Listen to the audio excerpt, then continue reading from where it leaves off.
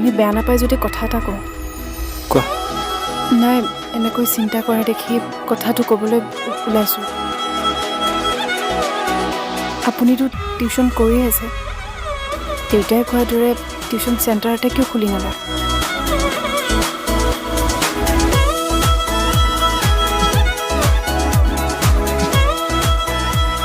বাৰু